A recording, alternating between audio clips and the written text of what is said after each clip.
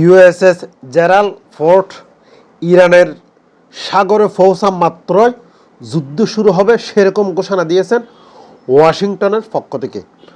অন্যদিকে ওয়াশিংটনের প্রতিনিধি যখন ইসরায়েলে সফরে গেছেন তখন আমাদের মনে আরও স্পষ্ট হয়ে গেছে বিষয়টা যুদ্ধ অনিবার্য।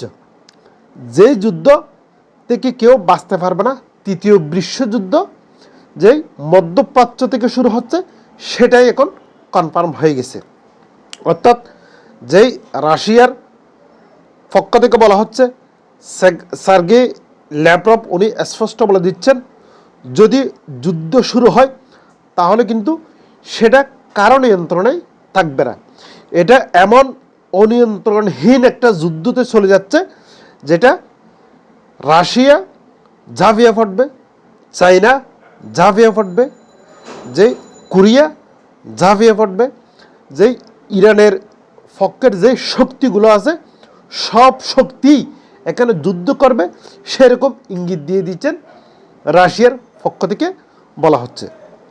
অন্যদিকে ন্যাটো থেকে শুরু করে ইসরায়েল থেকে শুরু করে যে আমেরিকার বলয়ের মধ্যে যে শক্তিগুলো আছে প্রত্যেকটা শক্তি এই ইরানে এবং মধ্যপ্রাচ্যে যুদ্ধ করবে সেরকম তারা ঘোষণায় দিয়ে দিয়েছেন। এখন যদি যুদ্ধ শুরু হয়ে যায়, যে যুদ্ধ কারোর জন্য মঙ্গল কিন্তু বইয়ে আনবে না। যেমন আমেরিকার জন্য মঙ্গল বইয়ে আনবে না, অন্যদিকে ইরানের জন্য মঙ্গল বইয়ে আনবে না। ইরানকে কখনো কোনো দেশ কোনো দিন ধ্বংস করতে পারবে না, সেরকমই ইতিহাস আছে, সেরকমই কোরআন এবং হাদিসে এবং ইসলামিক বাণীতে স্পষ্ট করে উল্লেখ করা আছে।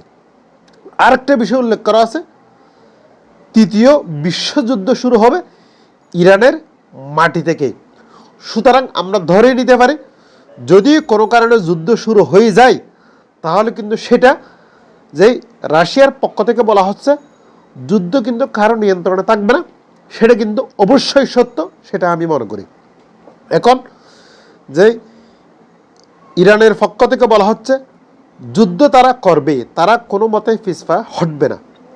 অন্যদিকে আমেরিকা যে কোনো মূল্যে, যে কোনোভাবে, যে কোনো শর্তেই আলোচনার টেবিলে যুদ্ধ শেষ করতে চায়, না হলে যুদ্ধ কিন্তু অবশ্যম্ভাবী অবশ্যই শুরু হবে। অন্যদিকে ইসরায়েল উস্কানি দিচ্ছেন, ইসরায়েল আমেরিকাকে উস্কানি দিচ্ছেন তোমরা যুদ্ধ শুরু করো, তোমরা যদি যুদ্ধ শুরু করো তাহলে কিন্তু ইরান ধ্বংস হয়ে যাবে। আসলে প্রকৃতপক্ষে আমেরিকা বুঝতে পারতেছেন ইরান কিন্তু কোনোদিন যুদ্ধ শুরু হলে কোনোদিন ইরান ধ্বংস হবে না। তারা কিন্তু দীর্ঘমেয়াদী যুদ্ধের জন্য যে প্রস্তুতি গ্রহণ করেছেন সেটা কিন্তু ছোটোখাটো করে দেখার সুযোগ নেই বলে ওরা বারবার স্পষ্ট করে বলতেছে। অন্যদিকে ইরানের যে প্রক্সি গ্রুপগুলো আছে, হুতি, হিজবুল্লাহ, হামাস এবং ইরাকের মিলিশিয়া, যেই এই তাদের প্রক্সি গ্রুপগুলো আছে তারা কিন্তু যুদ্ধের জন্য প্রস্তুতি নিচ্ছেন। তারা কিন্তু যুদ্ধের জন্য যদি প্রস্তুতি নিয়ে থাকেন তাহলে কিন্তু পুরো মধ্যপ্রাচ্য থেকে শুরু করে সারা পৃথিবীতে একটা অশান্তির আগুন জ্বলে উঠবে সেই মধ্যপ্রাচ্য থেকে যখন যুদ্ধ শুরু হবে তখন কিন্তু এর আগে যখন ইরানের আমেরিকাতে যখন নির্বাচন হয়েছিল তখন কিন্তু ইলন মাস্ক বলেই দিয়েছেন পরবর্তী যুদ্ধে আমেরিকা হেরে যাবে, কিন্তু সেটাও অবশ্যই ঘটতে যাচ্ছে, সেটা আমরা মনে করতেছি। সুতরাং দেখা যাক, ইরান ভালো থাকুক, সারা বিশ্ব ভালো থাকুক, যুদ্ধ না হলে সবাই শান্তিতে থাকবে। সেই কারণে বলতেছি যুদ্ধ কারোর জন্য মঙ্গল বইয়ে আনে না। সবাই সুস্থ থাকবেন, ভালো থাকবেন, আল্লাহ হাফেজ।